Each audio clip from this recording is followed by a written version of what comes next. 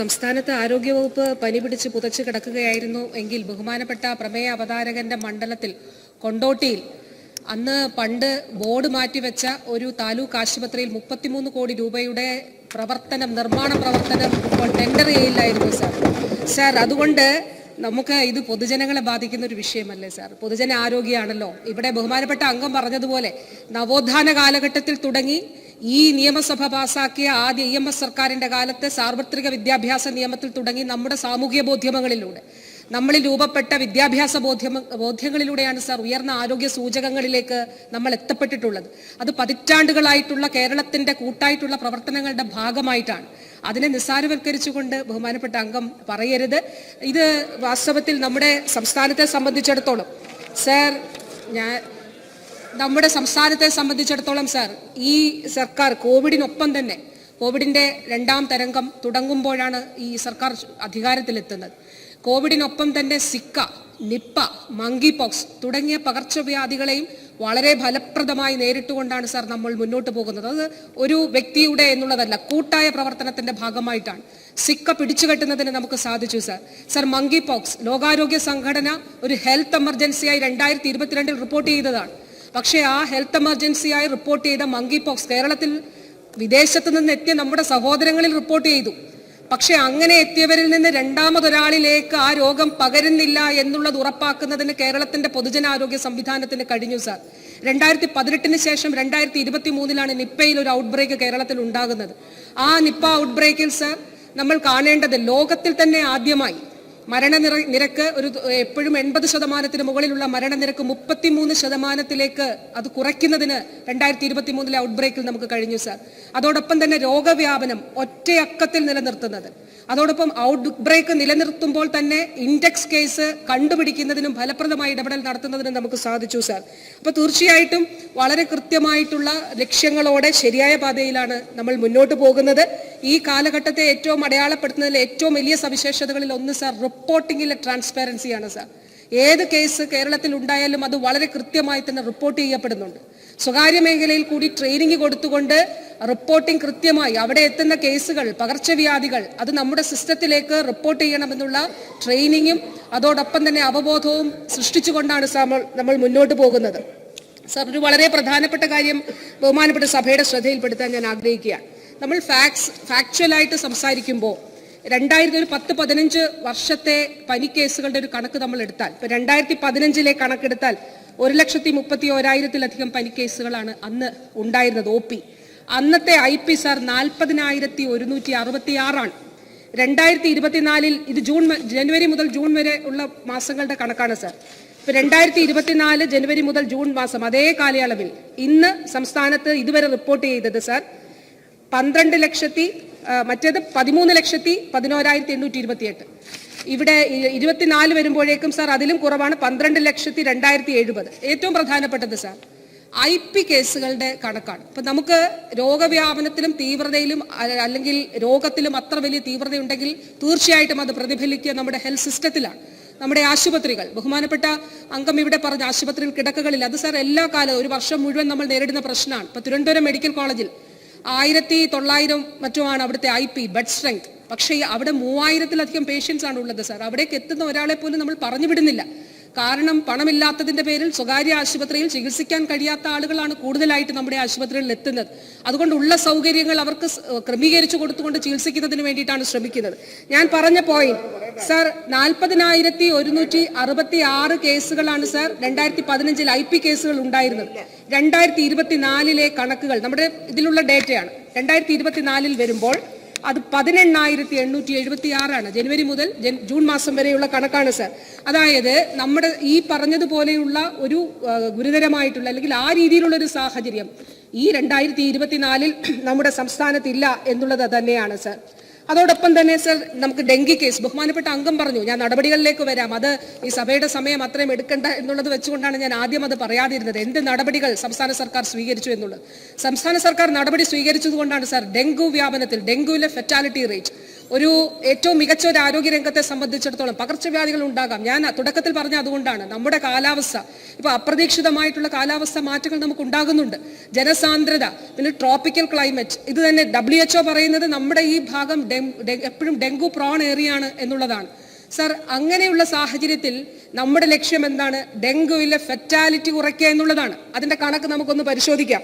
Sir, 2015 dengue കേസുകൾ മൂലമുള്ള മരണത്തിന്റെ ശതമാനം സംസ്ഥാനത്ത് 0.34%. 2023 അത് 0.28%.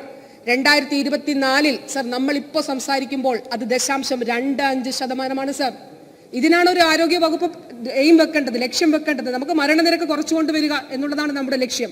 അതിൽ കൃത്യമായി തന്നെ നമ്മൾ മുന്നോട്ട് പോകുന്നുണ്ട് എന്നുള്ളതാണ് ഈ ഡേറ്റ. അതായത് 2015 0.34 ആയിരുന്നു ഫെറ്റാലിറ്റി റേറ്റ് എങ്കിൽ, മരണനിരക്കെങ്കിൽ 2024 0.25 ആണ് നമ്മുടെ ഫെറ്റാലിറ്റി റേറ്റ്. അത് കുറഞ്ഞിട്ടുണ്ട് സർ. സർ, മലപ്പുറം ജില്ലയിൽ 3 പ്രധാന ഔട്ട്ബ്രേക്കുകളാണ് ഉണ്ടായിട്ടുള്ളത്. ഒന്ന് പോത്തുകലില് ആദ്യ കേസ് റിപ്പോർട്ട് ചെയ്തത് 15/2-നാണ്. സാർ, ഞാൻ ഈ സഭയിൽ വളരെ ചുരുക്കത്തിൽ അത് അവതരിപ്പിക്കാനായിട്ട് ശ്രമിക്കുകയാണ്, ബഹുമാനപ്പെട്ട അംഗം അത് പറഞ്ഞതുകൊണ്ട്. തുടരന്വേഷണത്തിൽ ആദ്യ രോഗിയുടെ ലക്ഷണങ്ങൾ തുടങ്ങിയത് 27/12/2023-നാണ്. ആകെ 504 കേസുകൾ റിപ്പോർട്ട് ചെയ്തതിൽ 3 മരണം സംഭവിച്ചു. അവസാന രോഗി റിപ്പോർട്ട് ചെയ്തത് 2/6/2024-നാണ്. ആരോഗ്യ വകുപ്പിന്റെ പ്രോട്ടോകോൾ അനുസരിച്ച് സാർ, ലാസ്റ്റ് കേസ് റിപ്പോർട്ട് ചെയ്ത് 3 മാസത്തിന് വരെ ആ ഔട്ട്ബ്രേക്ക് എക്സിസ്റ്റ് ചെയ്യുന്നതായിട്ടാണ് നമ്മൾ കണക്കാക്കുന്നത്. അതായത് 3 മാസത്തെ തുടർ നിരീക്ഷണം ആ പ്രദേശത്ത് നമ്മൾ നടത്തും. അതുകൊണ്ട് പോത്തുകൽ ഇപ്പോഴും നിരീക്ഷണത്തിലാണ് സാർ. എങ്ങനെയാണ് അവിടെ ഇത് വന്നത് എന്ന് വെച്ചാൽ, ആദ്യം അവിടെ ബേക്കറിയിൽ ജോലി ചെയ്ത 2 പേർക്കാണ് സാർ രോഗം വന്നത്. അവരിൽ നിന്നാണ് അവിടെ ഭക്ഷണം കഴിച്ച മറ്റാളുകൾക്ക് രോഗം വരികയും അവരിൽ നിന്ന് കുടുംബാംഗങ്ങൾക്കും സമ്പർക്കത്തിൽ വന്നവർക്കും രോഗം വരികയും ചെയ്തു. പരിശോധനയിൽ പഞ്ചായത്തിലെ 80% ജലസ്രോതസ്സുകളിൽ അതിൽ മലിനമായിട്ടുള്ള, അതായത് അവിടുത്തെ ഹോട്ടലുകളുടെയും റെസ്റ്റോറൻറ്റുകളുടെയും ചില വീടുകളുടെയും ടോയ്ലറ്റ് മാലിന്യം ഈ പദ്ധതിയിൽ നിന്ന് വെള്ളമെടുക്കുന്ന പുഴയിലേക്ക് അപ്സ്ട്രീമിൽ ഡയറക്റ്റ് ആയിട്ട് ഓപ്പൺ ചെയ്തു വെച്ചിരിക്കുകയായിരുന്നു സാർ. വളരെ ഗുരുതരമായിട്ടുള്ള സ്ഥിതിവിശേഷമാണ്. കേരളത്തിൽ നമ്മൾ പരിശോധിക്കേണ്ട, ഇടപെടേണ്ട, എല്ലാവരും ഒന്നിച്ചു നിന്നുകൊണ്ട്, ജനപ്രതിനിധികൾ ഉൾപ്പെടെ ഒന്നിച്ചു നിന്നുകൊണ്ട് നമ്മൾ ശ്രദ്ധിക്കേണ്ട ഒരു പ്രധാനപ്പെട്ട കാര്യമാണ് സാർ. ഈ ടോയ്ലറ്റ് മാലിന്യം ഡയറക്റ്റ് ആയിട്ട് പുഴയിലേക്ക്, ആ പുഴയിൽ നിന്നാണ് പ്രോജക്റ്റ് ഉള്ളത്. അപ്സ്ട്രീമിൽ അത് ചെയ്തു, താഴെയുള്ള എല്ലാവർക്കും ഈ രോഗം വരുന്ന ഒരു സാഹചര്യമുണ്ടായി. അങ്ങനെയാണ് 500-ലധികം ആളുകൾക്ക് അവിടെ രോഗം വന്നത്. 3 പേരാണ് അവിടെ മരണപ്പെട്ടത്. സർ, ഗുരുതര രോഗമുള്ളവർക്കും കരൾ രോഗമുള്ളവർക്കും അശാസ്ത്രീയ ചികിത്സ തുടക്കത്തിൽ അവർ നേടിയിരുന്നു. അപ്പോൾ അങ്ങനെ അവബോധ പ്രവർത്തനങ്ങൾ വീട് വീടാനന്തരം കയറി സാർ, രോഗനിയന്ത്രണ പ്രവർത്തനങ്ങൾ, പൊതുജന പങ്കാളിത്തം, ഞാൻ അതെല്ലാം ഇവിടെ വായിക്കുന്നില്ല. പഞ്ചായത്ത് വളരെ കൃത്യമായിട്ട് അതിൽ ഇടപെട്ടു. അതോടൊപ്പം തന്നെ തുടർച്ചയായിട്ട് വീടുകളിൽ സർവൈലൻസ് നടത്തി, തിളപ്പിച്ചാറ്റിയ വെള്ളം മാത്രമേ കുടിക്കാൻ പാടുള്ളൂ, നിങ്ങൾ ട്രീറ്റ് ചെയ്യണം, വീട്ടിലിരിക്കരുത് എന്നുള്ള ഉൾപ്പെടെയുള്ള കാര്യങ്ങൾ അവരോട് തുടർച്ചയായി പറഞ്ഞു. സാർ, രണ്ടാമത്തേത് പെരുവള്ളൂർ നജാത്ത് സ്കൂളിലാണ് സാർ. അവിടെ 2000-ലധികം കുട്ടികൾ പഠിക്കുന്ന സ്കൂളിൽ ഔട്ട്ബ്രേക്കിന് സാധ്യത കാണിച്ച ആദ്യ രോഗി റിപ്പോർട്ട് ചെയ്തത് 27/2/2024-നാണ്. തുടർന്ന് 317 പേർക്ക് രോഗം ബാധിക്കുകയും അവസാന രോഗി റിപ്പോർട്ട് ചെയ്തത് 27/4/2024-നാണ്. അന്വേഷണത്തിൽ 27/1 ആദ്യ രോഗി റിപ്പോർട്ട് ചെയ്തിരുന്നതായി വിവരം ലഭിച്ചു. സ്കൂളിന്റെ ജലസ്രോതസ്സായ കിണർ സ്ഥിതി ചെയ്യുന്നത് പാടത്തിനരികിലാണ്. സ്കൂളിന്റെ ടോയ്ലറ്റ് പിറ്റ് സ്ഥിതി ചെയ്തത് കിണറിന് അരികിൽ മുകളിലായാണ്. കിണറിൽ നിന്നുള്ള വെള്ളം പുതുതായി സ്ഥാപിച്ച കൂളറിൽ നിന്നാണ് വിദ്യാർത്ഥികൾക്ക് നൽകിയിരുന്നത്. ആദ്യ രോഗിയിൽ നിന്നാണ് രോഗാണു ടോയ്ലറ്റ് മാലിന്യത്തിലൂടെ കിണറിലെത്തുകയും ഒരു ചെറിയ കാലയളവിൽ ഇത്രയും വിദ്യാർത്ഥികൾക്ക് രോഗം പകരുകയും ചെയ്തത് എന്നുള്ളത് കണ്ടെത്തി. രോഗം വന്ന വിദ്യാർത്ഥികളുടെ വീട്ടിൽ രോഗപ്പകർച്ച, സെക്കൻഡറി ഇൻഫെക്ഷൻ ഉണ്ടാവുകയും ചെയ്തു സാർ. സാർ, ഇതിന്റെ നിയന്ത്രണ പ്രവർത്തനങ്ങൾ സംബന്ധിച്ചിട്ടുള്ള കാര്യങ്ങൾ സ്കൂളിൽ, അതോടൊപ്പം വിദ്യാർത്ഥികളുടെ വീട്ടിൽ ആരോഗ്യ പ്രവർത്തകർ, തദ്ദേശ സ്ഥാപനങ്ങളുടെ പ്രതിനിധികൾ, എല്ലാവരും കൃത്യമായി തന്നെ അതിൽ ഇടപെട്ടു. ഞാൻ ഈ സ്ഥലങ്ങളിലെല്ലാം സാർ മെഡിക്കൽ കോളേജുകളിൽ നിന്നുള്ള പ്രത്യേക ടീമുകളെ കൂടി ഇവിടെ നിയോഗിച്ചിരുന്നു സാർ. ഇതുകൂടാതെ മൂന്നാമത്തേത്, അതാണ് ബഹുമാന്യനായിട്ടുള്ള ഹമീദ് മാസ്റ്ററുടെ മണ്ഡലത്തിൽ, അവിടെ മുന്നിയൂർ പഞ്ചായത്തിൽ ഒരു ഓഡിറ്റോറിയത്തിൽ, പഞ്ചായത്ത് ഓഡിറ്റോറിയം അല്ല, ഒരു സ്വകാര്യ ഓഡിറ്റോറിയത്തിൽ മെയ് മാസത്തിൽ 1200 പേർ പങ്കെടുത്ത ഒരു വിവാഹ ചടങ്ങ് നടക്കുകയുണ്ടായി സാർ. നമ്മളത് പ്രത്യേകം ശ്രദ്ധിക്കണം. അതായത് അവിടെ കൊടുത്ത വെൽക്കം ഡ്രിങ്കിൽ ആ ഓഡിറ്റോറിയത്തിലെ കിണറ്റിലെ വെള്ളമാണ് ഒഴിച്ചു കൊടുത്തതെന്ന് പറയും. അതോടൊപ്പം തന്നെ അവിടെ വിളമ്പിയ സദ്യയിൽ ഭക്ഷണം കൊടുത്തതിൽ തിളപ്പിച്ച വെള്ളത്തിനൊപ്പം കിണറ്റിലെ വെള്ളം കൂടി ചേർത്ത് ആ ടെമ്പറേച്ചർ കുറച്ച് ആണ് കൊടുത്തത്. വളരെ ഗുരുതരമായിട്ടുള്ളൊരു സ്ഥിതിവിശേഷമാണ്. ഇതേ ഓഡിറ്റോറിയത്തിന് തന്നെ ആരോഗ്യ വകുപ്പ് ഏപ്രിൽ മാസത്തിലോ മെയ് മാസത്തിൽ നോട്ടീസ് കൊടുത്തിരുന്നു. നിങ്ങൾ ഇക്കാര്യങ്ങൾ പൊതുജനാരോഗ്യ ആക്ട് പ്രകാരം നോട്ടീസ് കൊടുത്ത് അതിൽ നിങ്ങൾ ഇത് ശരിയാക്കണമെന്ന് പറഞ്ഞ ഓഡിറ്റോറിയം ചെയ്തിരുന്നില്ല. 1200 പേർക്കാണ് സാർ അവിടെ ആ വിവാഹത്തിൽ പങ്കെടുത്തത്. അതിലാണ് ഇവിടെ പറഞ്ഞതുപോലെ 426 പേർക്ക് സമാനമായിട്ടുള്ള ലക്ഷണങ്ങൾ കണ്ടെത്തിയത്. ജൂൺ മാസം 1-ാം തീയതി മുതലാണ് ആദ്യ കേസ് റിപ്പോർട്ട് ചെയ്തത്. സർ, ആദ്യ കേസ് റിപ്പോർട്ട് ചെയ്യുന്നത് മുതൽ ആരോഗ്യ വകുപ്പ് അങ്ങനെയാണല്ലോ സർ ഡിറ്റക്ട് ചെയ്യുക. അതിൽ കൃത്യമായിട്ട് നമുക്ക് ബാക്കിയുള്ള തുടർ പ്രവർത്തനങ്ങളും ഈ പ്രദേശങ്ങളിൽ നമ്മൾ നടത്തിയിട്ടുണ്ട്. സർ, ഇത് ഈ ഹെപ്പറ്റൈറ്റിസ് എ മഞ്ഞപ്പിത്തവുമായി ബന്ധപ്പെട്ടിട്ടുള്ള കാര്യങ്ങളിൽ സംസ്ഥാനത്ത് ഒരു പൊതു അവബോധം സൃഷ്ടിക്കുന്നതിന് വേണ്ടി ആരോഗ്യവകുപ്പ് ശ്രമിച്ചിട്ടുണ്ട്. ഞാൻ നേരത്തെ പറഞ്ഞ CMC വെല്ലൂരുമായി ചേർന്നുകൊണ്ട് നമുക്ക് സംസ്ഥാനത്ത് പ്ലാസ്മ എക്സ്ചേഞ്ച് ഉണ്ടായിരുന്നില്ല. രോഗിയുടെ ജീവൻ രക്ഷിക്കുന്നതിന് വേണ്ടിയിട്ടുള്ള വളരെ ഫലപ്രദമായിട്ടുള്ള ഒരു ഇടപെടൽ സർ അതിന്റെ ഭാഗമായി നടത്തുകയുണ്ടായി. സർ, ഈ 2-3 കാര്യങ്ങൾ കൂടി ബഹുമാനപ്പെട്ട അംഗം ഇവിടെ പറഞ്ഞ ചില രോഗങ്ങളെ സംബന്ധിച്ചിട്ടുള്ള കാര്യങ്ങൾ കൂടി അദ്ദേഹം എഴുതി ഇവിടെ നൽകിയതിനകത്ത് West Nile sir, West Nile fever നേരത്തെ തന്നെ ഇവിടെ റിപ്പോർട്ട് ചെയ്യപ്പെട്ടിട്ടുള്ളതാണ്. ഈ വർഷം 47 കേസാണ് ഉണ്ടായിരുന്നത്. അതിൽ 3 മരണങ്ങളാണ് സർ ഡിറ്റക്ട് ചെയ്തിട്ടുള്ളത്. അതോടൊപ്പം കേരളത്തിൽ ഈ വർഷം റിപ്പോർട്ട് ചെയ്ത് ചില മലേറിയ കേസുകൾ റിപ്പോർട്ട് ചെയ്തിട്ടുണ്ട് സർ. സർ, ഈ മലേറിയ കേസുകൾ മറ്റ് സംസ്ഥാനങ്ങളിൽ നിന്ന് ഇവിടെ എത്തുന്നവരിലാണ് കണ്ടുപിടിച്ചിട്ടുള്ളത്. ഒരു കാര്യം കൂടിയുണ്ട് സർ, ഇന്ത്യയിലെ മറ്റ് സംസ്ഥാനങ്ങളിൽ കൂടുതൽ തദ്ദേശീയ മലേറിയകൾ, ഇൻഡിജിനസ് മലേറിയ കേസസ് കൂടുതലായി റിപ്പോർട്ട് ചെയ്യുന്നുണ്ട്. ആയതിനാൽ കൂടുതൽ കേസുകൾ കേരളത്തിൽ എത്തുമെന്ന് നമ്മൾ പ്രതീക്ഷിക്കുന്നുണ്ട്. അത് കാണേണ്ടതുണ്ട്. നമ്മൾ ഇവിടെ ഇൻഡിജിനസ് ആയിട്ടുള്ള തദ്ദേശീയമായിട്ടുള്ള ഒരു മലേറിയ കേസ് പോലും നമുക്ക് റിപ്പോർട്ട് ചെയ്യപ്പെട്ടിട്ടില്ല എന്നുള്ളതും. സർ, അമീബിക് മെനിഞ്ചോ എൻകഫലൈറ്റിസ് സംബന്ധിച്ച് ബഹുമാനപ്പെട്ട അംഗം ഇവിടെ പറഞ്ഞു. സർ, ഇത് നേരത്തെയും കേരളത്തിൽ റിപ്പോർട്ട് ചെയ്യപ്പെട്ടിട്ടുണ്ട്. അപ്പോൾ ശ്രീചിത്ര ഉൾപ്പെടെയുള്ള പല ഹോസ്പിറ്റലുകളിലും മുൻപ് തന്നെ നമ്മുടെ സിസ്റ്റത്തിലേക്ക് കേസുകൾ റിപ്പോർട്ട് ചെയ്യുന്നതിന് മുൻപ് തന്നെ അവിടെ കേസുകൾ എത്തിയിട്ടുള്ളതായിട്ട് രേഖകളുണ്ട്. പക്ഷേ ഈ അസുഖത്തെ സംബന്ധിച്ചിടത്തോളം ലോകത്ത് തന്നെ അപൂർവമായിട്ടുള്ള ഒരു രോഗമാണ് amoebic meningoencephalitis. Brain eating അമീബയാണ് സർ. സർ, ഈ വർഷം നമുക്ക് 5 കേസസാണ് റിപ്പോർട്ട് ചെയ്തത്. ഈ 5 കേസസിൽ 2 ഡെത്ത് നമുക്ക് ഉണ്ടായിട്ടുണ്ട്. ഇതിൽ ഫലപ്രദമായിട്ടുള്ള ഒരു കൃത്യമായ ഇന്ന മെഡിസിൻ, അങ്ങനെ ഒരു മെഡിസിൻ ഇല്ല. ഒരു കോമ്പിനേഷൻ ഓഫ് മെഡിസിൻസ് ആണ് ഡോക്ടേഴ്സ് നിർദ്ദേശിക്കുന്നത്. ഇപ്പോൾ നമ്മുടെ ഹോസ്പിറ്റലിലുള്ള നമ്മുടെ കുഞ്ഞുങ്ങൾക്ക് വേണ്ടി മിൽറ്റെഫോസിൻ എന്നുള്ള ഒരു ക്യാപ്സൂൾ അത് ഇവിടെ ഉണ്ടായിരുന്നില്ല. അത് ഇന്ന് കേരളത്തിൽ എത്തിയിട്ടുണ്ട്. അതും നൽകുന്നതാണ്. സർ, ഇതിൽ പ്രധാനപ്പെട്ട ഒരു കാര്യം, ലോകത്തിൽ തന്നെ ലിറ്ററേച്ചർ വളരെ കുറവുള്ള ഒരു രോഗമാണിത്. ഈ രോഗത്തെ സംബന്ധിച്ചും ഇതിന്റെ ചികിത്സയെ സംബന്ധിച്ചും മെഡിക്കൽ ഫീൽഡിൽ, മെഡിക്കൽ കമ്മ്യൂണിറ്റിയിൽ ലിറ്ററേച്ചർ ഇല്ല സർ. അപ്പൊ അതുകൊണ്ട് തന്നെ ഇതിനു വേണ്ടിയിട്ടുള്ള ഒരു സ്റ്റാൻഡേർഡ് ഓപ്പറേറ്റിംഗ് പ്രൊസീജിയർ തയ്യാറാക്കുന്നതിന് വേണ്ടി കേരളം തീരുമാനിച്ചു.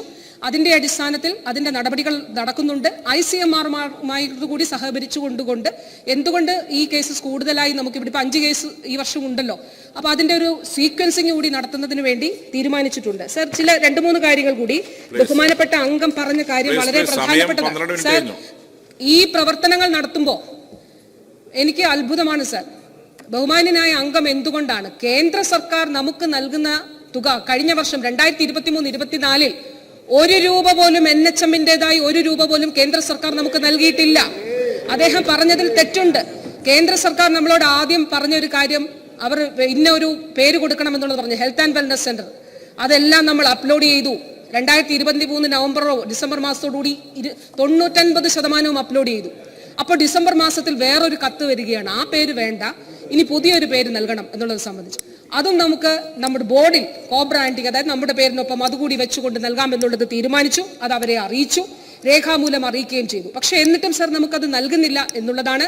കേരളത്തിന്റെ പൊതുജനാരോഗ്യ സംവിധാനത്തെ സംബന്ധിച്ചിടത്തോളം NHM-ൽ നിന്ന് നമുക്ക് ലഭിക്കാനുള്ള തുക ലഭിക്കാത്തത്. കഴിഞ്ഞ ഒരു വർഷം സർ 60-40 അനുപാതത്തിലാണ് NHM-ലെ ജീവനക്കാർക്ക് നമ്മൾ വേതനം കൊടുക്കുന്നത്.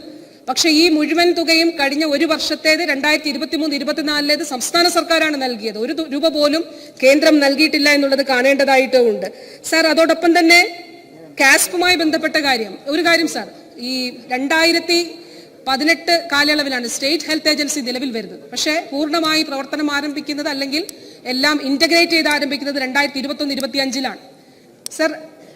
ബഹുമാന്യനായ അംഗം അവരുടെ മുന്നണി ഭരിച്ചുകൊണ്ടിരുന്നപ്പോൾ 30,000 രൂപയാണ് സാർ ഒരു കുടുംബത്തിന് ആരോഗ്യ ഇൻഷുറൻസിലൂടെ ലഭിച്ചുകൊണ്ടിരുന്നത്. ആ 30,000 രൂപയുടെ സ്ഥാനത്ത് ഇന്നൊരു കുടുംബത്തിന് ലഭിക്കുന്നത് 5 ലക്ഷം രൂപയാണ് സാർ. 2021-22 കാലയളവിൽ 2 ലക്ഷത്തിൽ ചില്ലുവാനും ആളുകൾക്കാണ് കാരുണ്യ പദ്ധതി വഴിയുള്ള സഹായം കൊടുത്തിരുന്നത് സാർ. സാർ, ഇതെല്ലാം കൂടി ചേർത്തുകൊണ്ട് ഇപ്പോൾ ഒരു വർഷം സംസ്ഥാനത്ത് ഇതിന്റെ ബെനിഫിറ്റ് ലഭിക്കുന്ന കുടുംബങ്ങളുടെ എണ്ണം 6.5 ലക്ഷമാണ് സാർ. അത് നമ്മൾ കാണേണ്ടതായിട്ടുണ്ട്. അതുകൊണ്ടാണ് ഈ കഴിഞ്ഞ 3 വർഷം തുടർച്ചയായി രാജ്യത്ത് ഏറ്റവും കൂടുതൽ സൗജന്യ ചികിത്സ നൽകിയ സംസ്ഥാനം എന്നുള്ള ദേശീയ തലത്തിലുള്ള അംഗീകാരം നമുക്ക് ലഭിക്കുന്നത്. 1600 കോടി രൂപയാണ് സാർ. സ്വാഭാവികമായിട്ട് നമുക്ക് ബുദ്ധിമുട്ടുകൾ ഉണ്ടാകും. കാരണം 30,000 രൂപയുടെ സ്ഥാനത്ത് 5 ലക്ഷം രൂപ ഒരു കുടുംബത്തിന് നൽകുന്നു. ഒരു 2 ലക്ഷം കുടുംബങ്ങളുടെ എണ്ണത്തിന്റെ സ്ഥാനത്ത് 6.5 ലക്ഷം കുടുംബങ്ങൾക്ക് നമ്മൾ ആ ഇൻഷുറൻസ് പരിരക്ഷ നൽകുന്നു സർ. അപ്പൊ തീർച്ചയായിട്ടും അതിന്റെ ഒരു പ്രതിഫലനം ഉണ്ടാകും. പക്ഷെ എന്നിരുന്നാൽ പോലും ഇപ്പോൾ ജൂലൈ മാസം തുടങ്ങിയിട്ടുണ്ട് സാർ. ഈ ജൂലൈ മാസത്തിൽ ഇതുവരെ ഈ സാമ്പത്തിക വർഷം 444 കോടി രൂപ ധനവകുപ്പ് നൽകിയിട്ടുണ്ട്. ഇനി ബാക്കിയുള്ള തുക കൂടി സമയബന്ധിതമായി നൽകുന്നതിന് വേണ്ടിയിട്ടുള്ള പരിശ്രമമാണ് സംസ്ഥാന സർക്കാർ നടത്തുന്നത്. സർ, ഈ അവസരത്തിൽ ഇത് നമ്മുടെ ഒരു പൊതുജനാരോഗ്യ വിഷയം, ഇത് വളരെ കൃത്യമായി നമ്മൾ ഒരുമിച്ച് അത് ഞാൻ ഈ പറഞ്ഞ കാര്യങ്ങൾ അതിൽ കൂട്ടായ പ്രവർത്തനം സർ. അതായത് ഇപ്പൊ പ്രാദേശികമായി ഒരു കാര്യം കൂടി സർ, പൊതുജനാരോഗ്യ നിയമം 2023 ഈ നിയമസഭ പാസാക്കി. നവംബർ മാസത്തിലാണ് അത് അംഗീകരിക്കപ്പെട്ടത്. 2024 പൊതുജനാരോഗ്യ നിയമപ്രകാരമുള്ള നടപടികൾ സംസ്ഥാനത്ത് നമ്മൾ ആരംഭിച്ചിട്ടുണ്ട്. അതിന്റെ ഫലം എന്താണ്? പ്രാദേശികാടിസ്ഥാനത്തിൽ ഒരു മെഡിക്കൽ ഓഫീസർക്ക് ഇപ്പൊ അവിടെ വെള്ളം മലിനമാണോ, ഈ രീതിയിൽ ടോയ്ലറ്റ് മാലിന്യം അവിടേക്ക് ഒഴുക്കുന്നുണ്ടോ, മുൻപ് നമുക്ക് നിയമപരമായി ആ രീതിയിലുള്ള ഇടപെടലുകൾ പ്രാദേശികമായി അത് നേരിട്ട് കാണുന്നവർക്ക് ഇടപെടുന്നതിന് വേണ്ടി പരിമിതി ഉണ്ടായിരുന്നു. നിയമം മൂലം സാധ്യമായിരുന്നില്ല. പൊതുജനാരോഗ്യ നിയമം പ്രാദേശികാടിസ്ഥാനത്തിൽ വളരെ കൃത്യമായി ഫലപ്രദമായി നമ്മൾ നടപ്പിലാക്കി തുടങ്ങിയിട്ടുണ്ട്. തീർച്ചയായിട്ടും കേരളത്തിന്റെ പൊതുജനാരോഗ്യ രംഗത്തെ മുന്നോട്ട് കൊണ്ടുപോകുന്നതിന് ഈ നിയമത്തിലൂടെയും നമുക്ക് സാധിക്കും എന്നുള്ളത് കൂടി പറഞ്ഞുകൊണ്ട് സർ, ഞാൻ ഈ പറഞ്ഞ ഡേറ്റകളെല്ലാം വസ്തുനിഷ്ഠമായിട്ടുള്ള ഡേറ്റകളുടെ അടിസ്ഥാനത്തിലാണ്. അതുകൊണ്ട് തന്നെ അങ്ങനെ ആശങ്കാജനകമായിട്ടുള്ള ഒരു കാര്യം സംസ്ഥാനത്ത് ഇല്ല. ഈ സഭ നിർത്തിവെച്ച് ചർച്ച ചെയ്യേണ്ടതില്ല എന്നുള്ളത് ഒരിക്കൽ കൂടി അറിയിച്ചുകൊള്ളുന്നു സർ.